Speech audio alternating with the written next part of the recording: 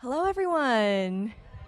Hi, I'm Shirley Lee with Entertainment Weekly, and I am thrilled to be moderating this panel with the cast of Hulu's The First. I'm going to present them out now. First, Natascha McElhone.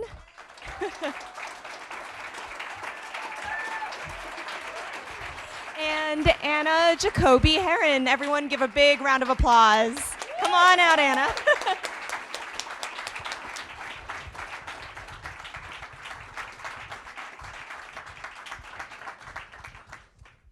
Hi guys, welcome. So everyone here just got a chance to see the first episode of the first of the first, if you will. And I'd just like to start off, because we are here at SAG-AFTRA, by asking you guys about how you got your first SAG card. We'll start there before we talk about the first. Do you remember? I don't remember. I have no. I think I was like 15 or 16. I got my first SAG card. My mom took care of it. Easy peasy. And Natascha? I think mine was. Is that yeah?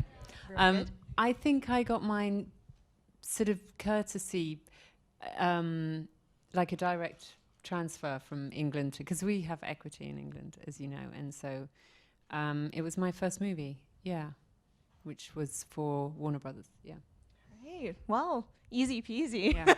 I've asked that question before, and we'll get answers like, "Oh, it was a commercial for donuts," or something like that. And here It could just as well have been that. But now let's talk a little bit about the first. The very first thing I want to ask, we're gonna let that lie. Not gonna come back to that pun anymore. But I do want to know. This show is a little bit deceptive as far as its premise goes. I think people, when they hear about, it's about a mission to Mars starring Sean Penn, you start thinking like The Martian and astronauts and spaceflight and all of that. And instead, it's a really nuanced, grounded, character-driven drama, which everyone has seen here. So I want to know, when you first read the script, penned by Beau Willimon, what surprised you the most about this show, and what drew you to it?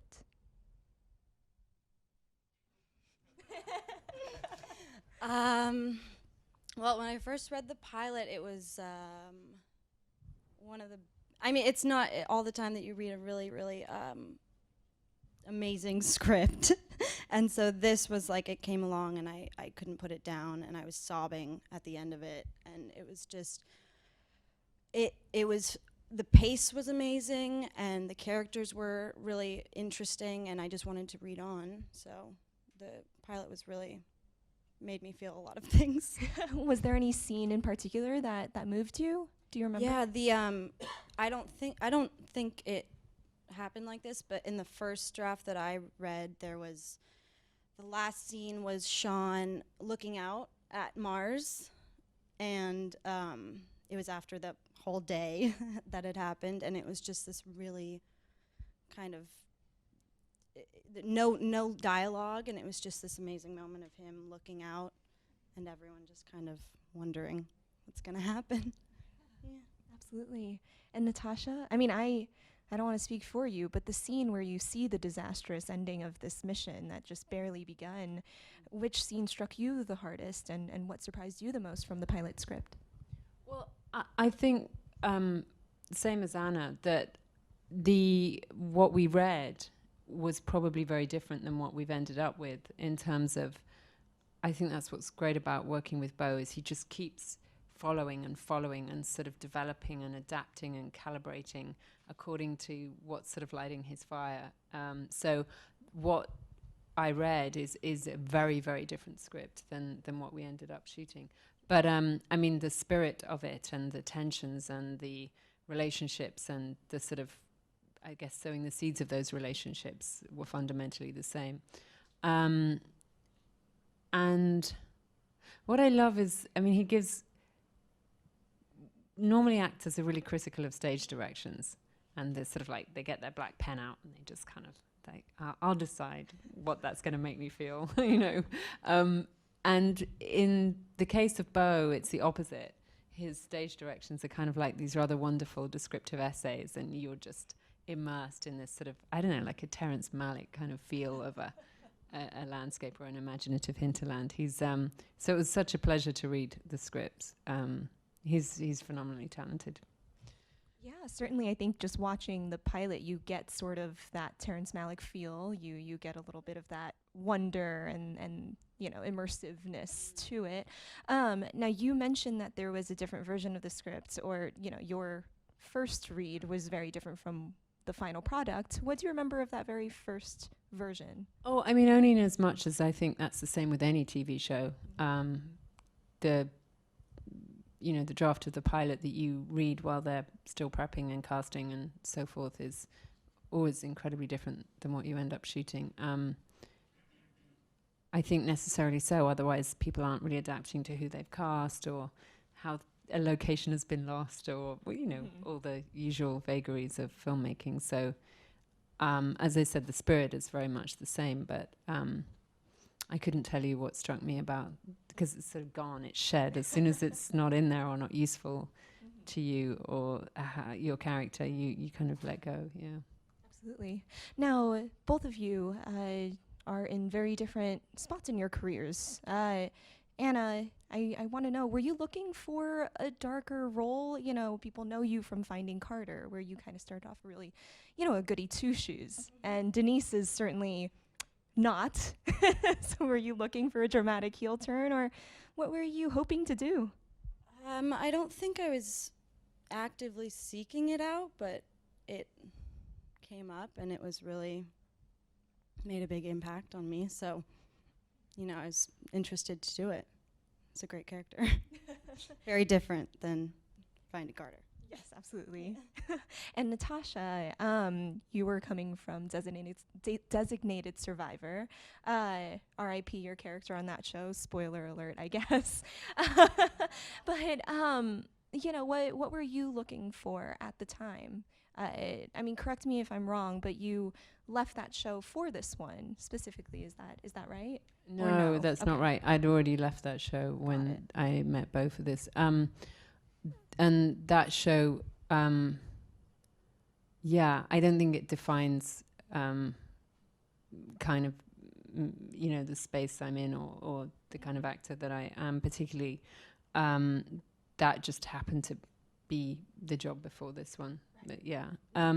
So it was just in of itself. It wasn't that I was reacting to anything that I'd just done. It just in of itself spoke loudly to me. And I loved the idea of playing this rather sort of inscrutable character who didn't have a man in her life, in fact, and wasn't defined by that, but rather by her passion and her sense of agency around what it is she wanted to accomplish. Yeah, that's something I really wanted to ask you, because seeing your work on Californication and, of course, Designated Survivor, I mean, you have played roles that have been defined by the men around that character. So on this one, did your approach to this character differ from those dramatically because of that? I mean, what are your thoughts on that? Well, again, I think, going into a job, you can have, with Designated Survivor, the prep for that job and the original showrunner, who is someone who was let go very quickly after the pilot, his ambition for that character was very different than what ended up being written by subsequent showrunners. So she was, very much a career woman. And in fact, the husband was an academic, but she was the sort of the money maker, if you like, in the family. And so that was an interesting, and I did do prep for that. She was an immigration lawyer. But we didn't really end up tapping into that or using it particularly in the series. So I guess, and Karen was meant to be an architect. I think that probably fell by the wayside at some point, but she did start out as being someone with a career. But that show wasn't particularly about people's careers, I don't think so. We'll let them off. No, I don't think so. Whereas this woman is very much defined by what she does and what she's built, and that's great. I'm not only interested in playing women who have a strong sense of their identity through work. I think there's very happy to play someone who's madly in love with a man and will, turn herself into a pretzel to make it work. I mean, I think that's as real as having a great career. So I have no objection to that. But I guess I met a lot of people who worked in tech and innovation because at that time I wasn't sure exactly how this character ended up running a sort of SpaceX type organization, whether it was through an engineering background or, as I said, some kind of, maybe .com back in the day, but a sort of startup that. So we played around with a lot of that for a while. And then Beau, came up with a definite trajectory and backstory for her. So I did a lot of research. I mean, we all did. I think everyone read a lot about. Did you look at anybody in particular? I mean, you brought up SpaceX, which I think a lot of reviews out there have been mentioning, calling Laz this Elon Musk type, which isn't totally accurate. But yeah, did you look at anybody in particular and study their backgrounds first that you can list and recall? I think it's always a sort of hybrid, isn't it, of someone who you tap into and whose spirit you kind of think, that's interesting. She's completely unapologetic and uncompromising, and this is what comes first in her life. I met one woman who will remain nameless. She's not even in space, the space world, but she was a very good kind of prototype, I guess, of where to start with this. And also she would have been the age she was. She's younger than me right now, if you see what I mean, because we're ahead 13 years. So she would be my age now in 13 years' time. So that just seemed like a kind of... And then, as I said, I did a lot of reading, and she pointed me in a few really good directions as well. And yeah, it was accumulative. I can't really say that I met one specific person and thought that's who I'm going to base this on. Right. Now, Anna, I imagine your research process for your character was very different as well. Yeah. So what did you do to prep to play Denise, who has a lot of issues of her own, we'll say that, and an unfortunate history? Yeah. Most of the prep I did with that was talking with a lot of ex-aeronautics for hours about every single detail, about their experience with that. So that was the most helpful. I mean, I had people on the phone for hours who were so nice to indulge me. But yeah, that was, I did that and watched a lot of movies, documentaries, but mostly talking with people who have been through it was the most helpful for me. Did you specifically look for people around your age, a specific demographic or anything like that? I didn't. I actually talked to a lot of men. I didn't talk to any women. But the people who were around me when we were in New Orleans, and so I met a few people around the city who shed some light on that. How did both of you go about tracking down some primary sources, just to talk to? Did you put out feelers in, how did you do that? I had been, or I had told a lot of people on set how anxious I was about it, and some people had known people who said would be willing to talk to me about that. So it was mostly people on set who knew other people who would help. Yeah. And Natascha, for you, was it kind of the same thing? Did you get on set and go, I'm very nervous No, and I need some? Only because I live in London and I wasn't on set until really I was about to kick off and start shooting. So I did a lot of my stuff back there.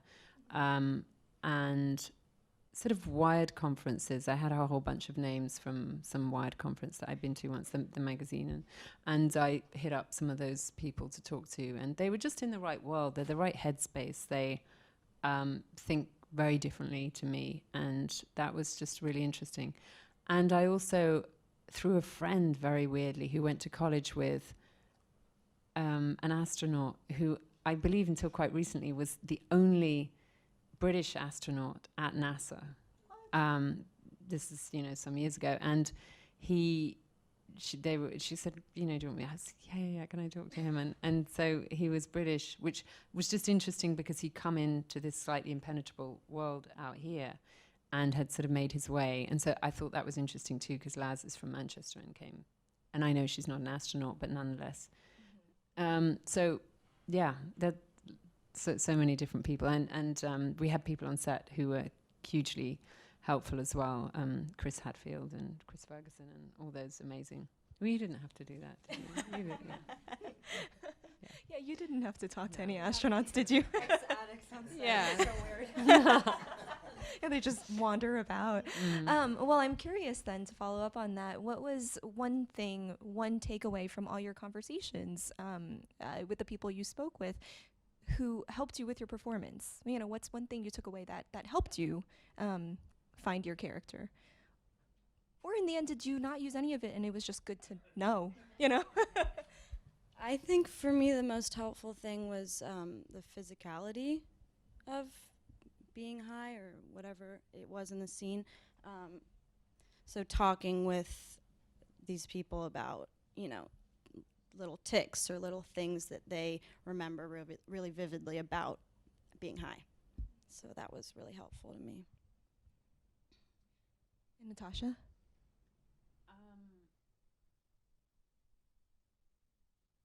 I guess the blinkered thing, just that obstacles are there to be overcome and solutions will always be found, that she's someone who just doesn't get distracted and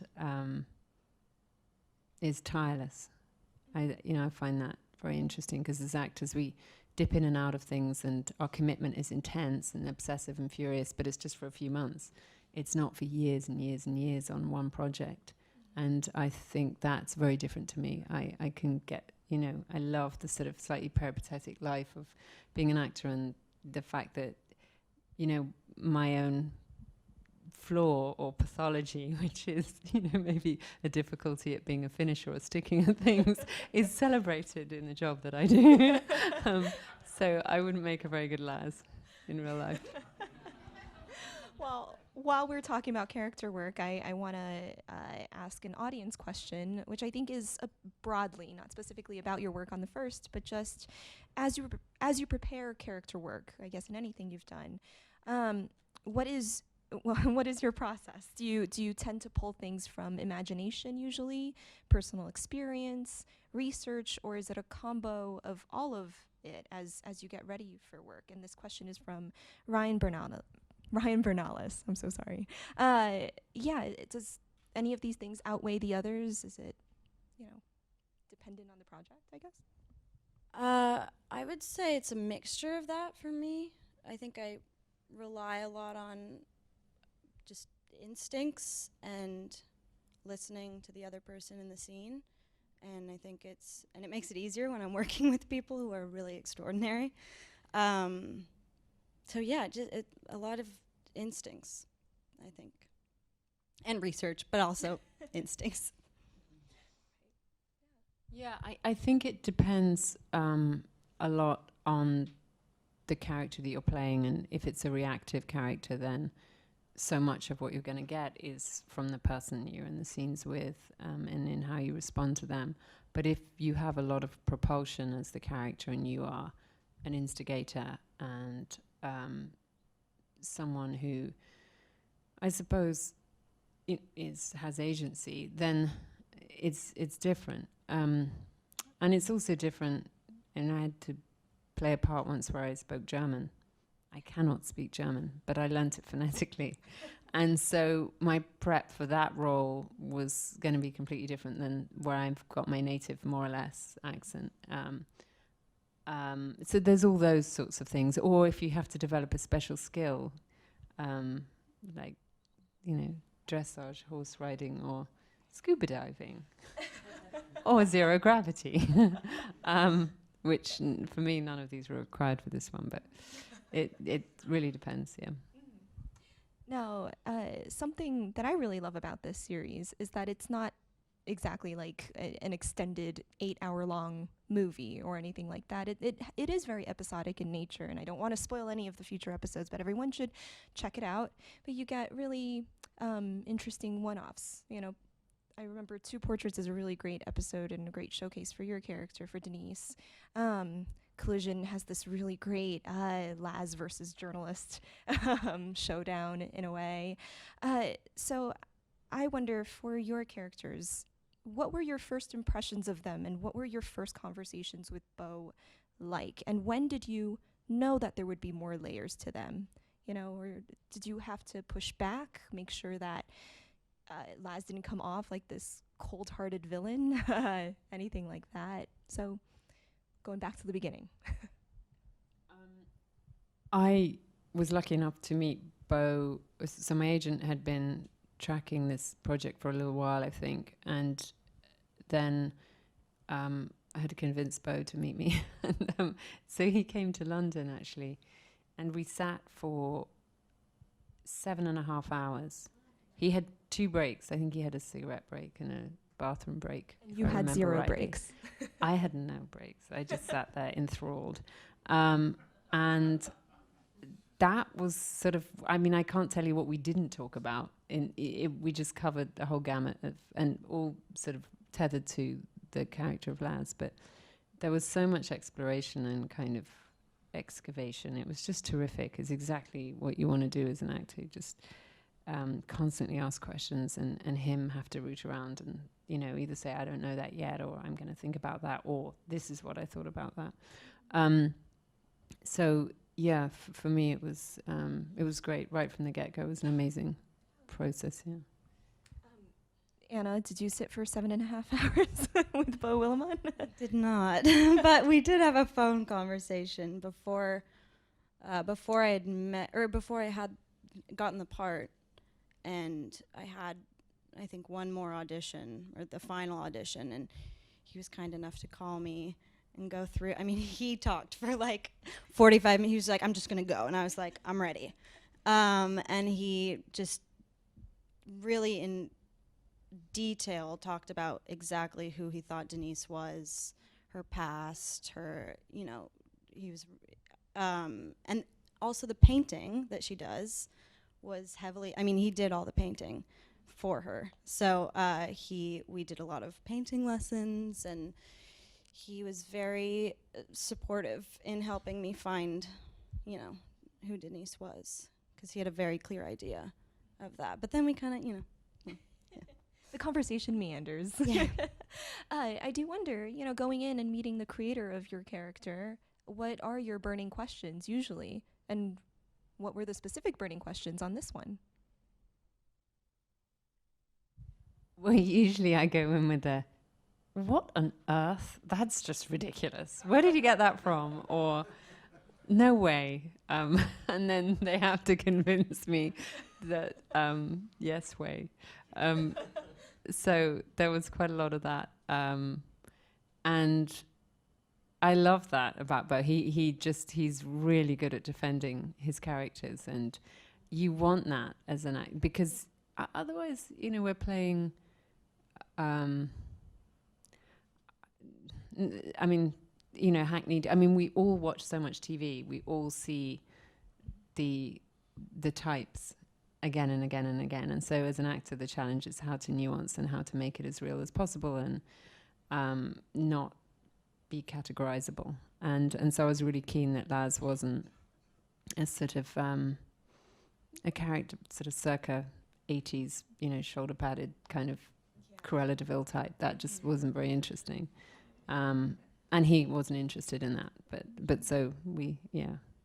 I just have to segue for a second, because you've only seen the pilot and the last scene. She's extraordinary, and the relationship between her and Sean is just, it's incredible. So a lot of the conversation I had with Beau was also around that side of the story and how eventually Laz comes into it. But yeah. Yeah, that's a good tease right there, actually. Now, I'd like to talk a little bit more about filming this and the series as a whole. Of A question from Taylor for both of you is how many weeks slash months was the filming for the first, and I'll save the second part of that question for a little later. I think it was 6 months. Was it 6 months? 5 months? Started in October, and 5 or 6 months. I stayed a few more months because I like New Orleans. But yeah. And then from AJ, the question is, what was a typical day like for both of you? I know, AJ, your question is about artistically speaking, and we'll get to that in a bit. But for this, what was your typical day like? Oh, there you are. Typical day. Well, I lived near the levee in New Orleans, and so and there's actually a lot of scenes in the show where Denise is walking the dog next to the river. So I walked on the levee every morning almost. That was how I started my day. Natascha, anything you want to add? I did a lot of commuting. I have 3 sons back in London, so I can't say that my my schedule was relaxed and started with a nice walk along the levee. I was usually sort of catapulted out of bed or from an airport, and with sort of 1 hour sleep. And they were great about scheduling all Laz's stuff in chunks, and so I would sort of blast through it for a week, 10 days, whatever it was, and then go home for 10 days, and they would film all the important stuff. And then I'd come back, and so it was very back and forth. Well, I'm curious for this this series on a streamer, which I don't believe either of you have worked with before. You haven't worked with Hulu before this. Did it mean that you got all the scripts at once? Was there any difference from series you've worked on before, or I guess it's a no. Yeah. I mean, what did you notice anything different about that? Not really. I feel like we were getting scripts at the last minute for a while. Yeah. Right. Only that's why it was funny when you were like, and so the pilot, what's the scene that we saw that had the most impact on you? I was like, oh, no. There was so many different permutations and versions of all the scenes. But that's what I mean, that I love Beau's irreverence to his own work. He will say, nope, actually I'm going to tear that up and we're going to do this instead. And and we would thrash through scenes. He would never be presented with something. That's what was very different from another show. So another show might come along and someone, a chain of command there would just be, an AD would just put a bunch of pages on your thing in the morning. And it's like 3 pages to learn for something. And you like, seriously? What happened to the whole other storyline? And that was never, ever the case on the first. There would be long, in-depth conversations about why we were going to go along this branch of the tree instead of that. And he would, it was very democratic. So I can't even remember what your question is. I'm jet lagged as always. This is just my state of being. It's an occupational hazard. I totally get it. Well, no, I don't totally get it, but I understand. Now, you mentioned working with Sean Penn earlier, and you guys having seen the pilot, it's very Tom Haggerty-centric in many ways, and the failed mission. But both of you have characters that relate to him in very different ways. You are his daughter, then there's a lot of conflicts through that. I don't want to spoil things. Laz is basically the boss who told him he can't be on this mission and pretty much saved his life. So what have your conversations been like with Sean, who is one of your key scene partners throughout this series? I think in terms of my character and his relationship, they're not very close, and there's a lot of unspoken things about their relationship that they haven't gotten into. So I think, or at least I felt, that there had to be some kind of disconnect. We didn't talk too much about, what our relationship was. We were both very aware. And so it kind of helped to have quieter moments where you can feel that there's a huge distance between them. And Natascha? I don't have that many scenes with Sean, is the truth. There's honestly a handful. Most of my scenes are... I'm trying to think who most of my scenes... There are quite a lot of them alone, I suppose. A lot of your scenes involve talking to him. Yes, yeah. Through the earpiece. Yeah, and I loved working with him. It was just... I mean, it was such a privilege. It was just fantastic. And we had a couple of three-handers, didn't we? They were really fun. Yeah, we did. Yeah. And that was sort of surprising too, kind of where she'd fit in between. It was just, what I love was all the awkwardness of the relationships. Yeah.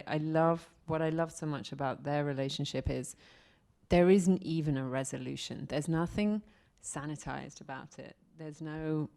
that temptation to kind of sew it all up. It's just raggedy and there's tendrils hanging in and there's so much pain. And that's what I love about Beau's writing. It's so visceral and true to life, yeah. Now I want to ask the other part of Taylor's question, which is, did you go to an actual space facility to prepare for filming? And I like that question because neither of you play astronauts on this or are part of the crew, but yeah, did you get to tour any facility? And I went to one. I went to where did I go? Somewhere in Mississippi, and we watched them prepare a rocket, where it's like this crazy, like all these. It looks like it's like a cloud factory. It's just making all these clouds, and it goes into the air. But you'll see that later. did you get to participate in any of the training or anything like that? No. Okay. That's all right. I am curious, though, for this series, which is set in the near future, we mentioned the earpieces earlier. There are scenes, involving augmented reality and virtual reality and putting on glasses and seeing space. And for Laz, talking to a self-driving car, making it drive toward you. What is it like playing those scenes? What are your directions like generally? Does it feel strange at all, putting yourself in that mindset? It was fascinating, and that's a lot of my research was around talking to people who are visionary and who make these things right now. So I wanted that to be sort of normalized for Laz. She's just someone who can code. It's like brushing her teeth. It's just nothing. That's very much part of her life. I did go to the Kennedy Space Center, which was extraordinary, and Boeing also were very generous and let me sit in a little capsule that wasn't yet wired. Yeah, we did quite a lot. And we went to JPL yesterday, and they had a screening there, and all the real space cadets seemed to like it. So that's good. That's a great vote of confidence, really. But now, speaking of space, I mean, we have seen a lot of space exploration in pop culture over the years. So what, why is it important to see a series like this one that has that as its backdrop, to see a series as optimistic as this one now?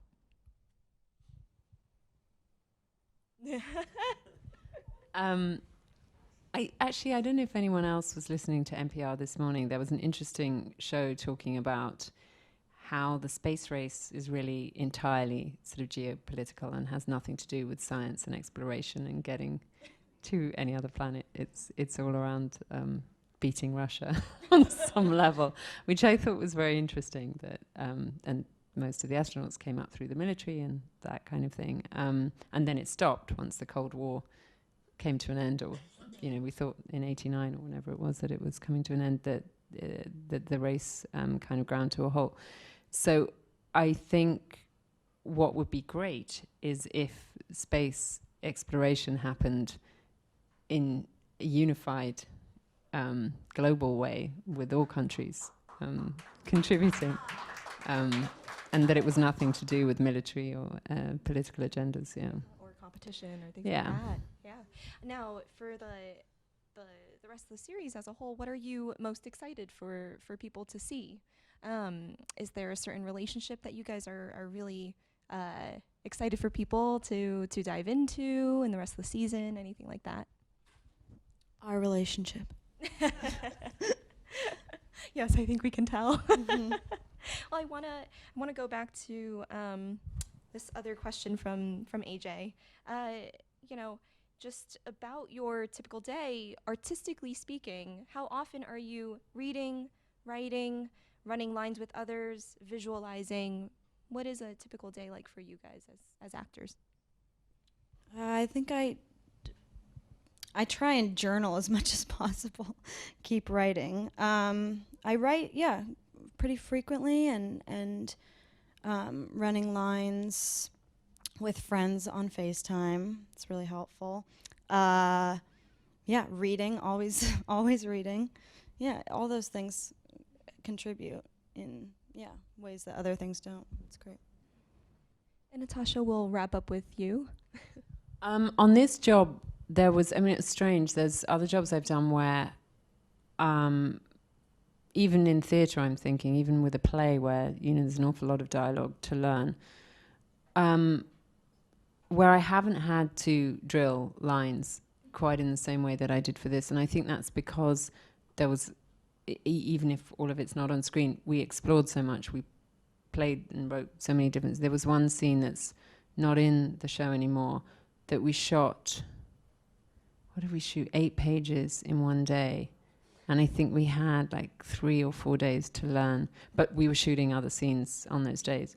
And the WhatsApp or the FaceTime or whatever it is so useful. So every actor that came along, even if you were only acting with them for one day, we'd get the numbers and say, do you mind? I'd be on my sofa in the apartment, they'd be in wherever they were, and we'd just be drilling. Okay, again, and again, and again. And that was just great. It was such a great team. There was no one who came along who was dragging their feet or who wasn't fully invested. It was just a really great bunch of people, wasn't it? It was just so happy and so wonderful. And I pray that we go again. Just yeah. Well, fingers crossed for season 2. Thank you both so much for being here. The first airs on Hulu, September 14. Thank you all. That's it. Thank you.